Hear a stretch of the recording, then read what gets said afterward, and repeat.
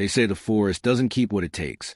But when Ethan vanished into those woods, something wearing his face came back and began like any other hike. The trail behind Red Pine Ridge was familiar, almost boring in how predictable it had become. Ethan, Kayla, Marcus, and I had done this loop every summer since we were kids. This was supposed to be our goodbye trip. One last memory before we scattered across the country for college.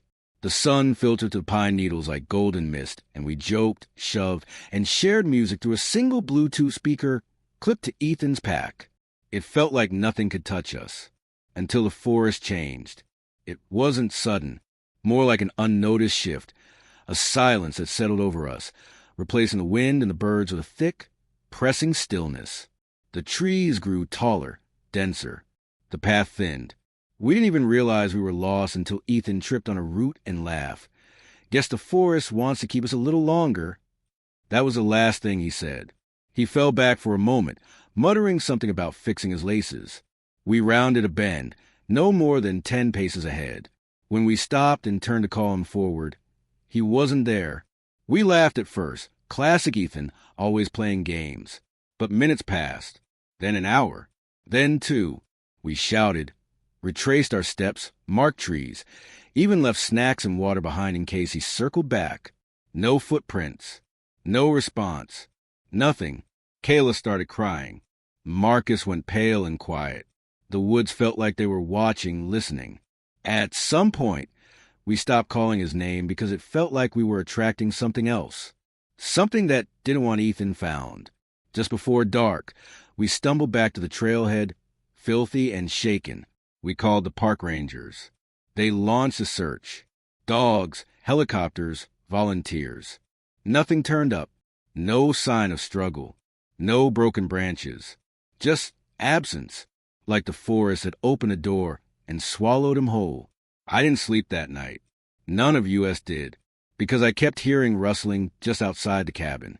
And every so often, I thought I saw a shadow that looked like Ethan, standing still among the trees, waiting, watching.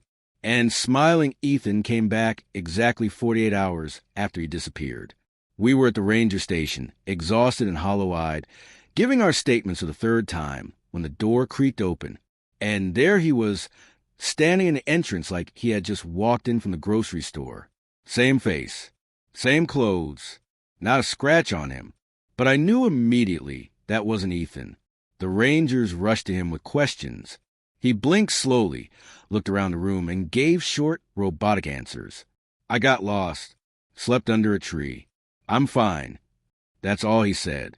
No panic, no emotion, not even a complaint about the cold. Just flat.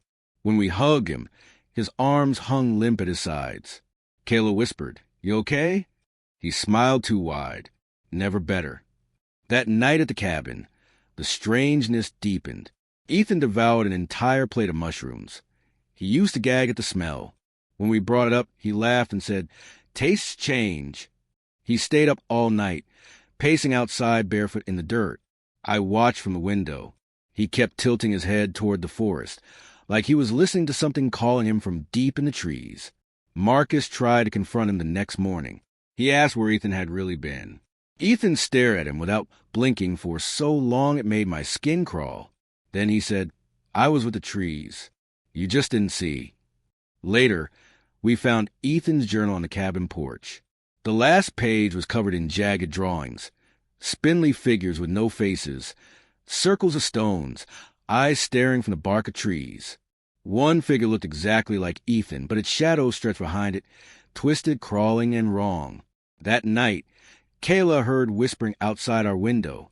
I stepped out to find Ethan standing in the yard, staring up at the moon. When I called his name, he didn't turn around. He just said, "It's almost ready." "What's almost ready?"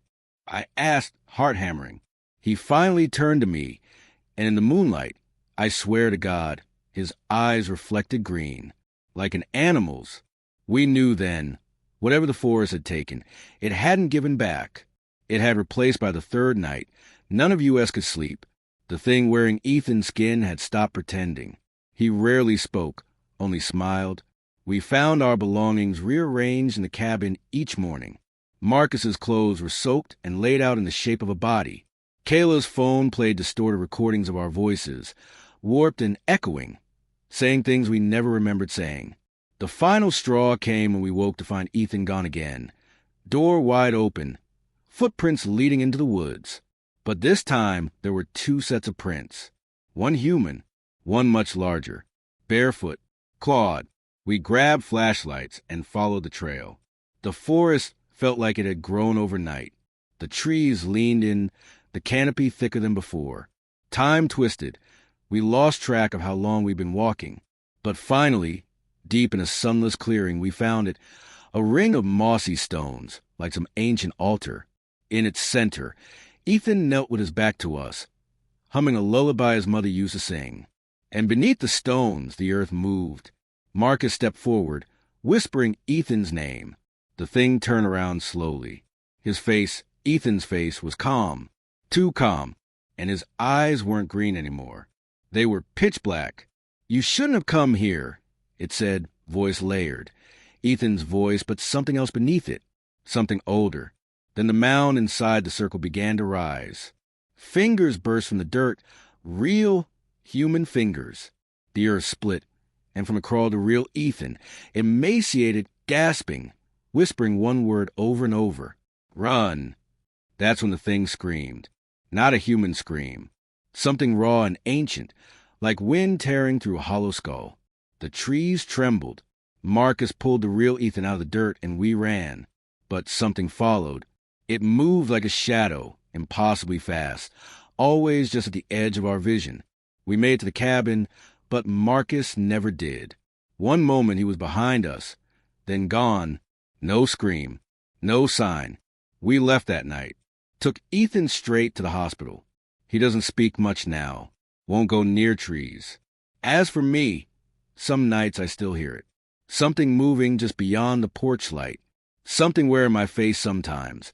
What returns from darkness isn't truly what was lost. Be cautious of the unknown, because not everything that looks familiar is safe, and some places keep secrets that should never be disturbed.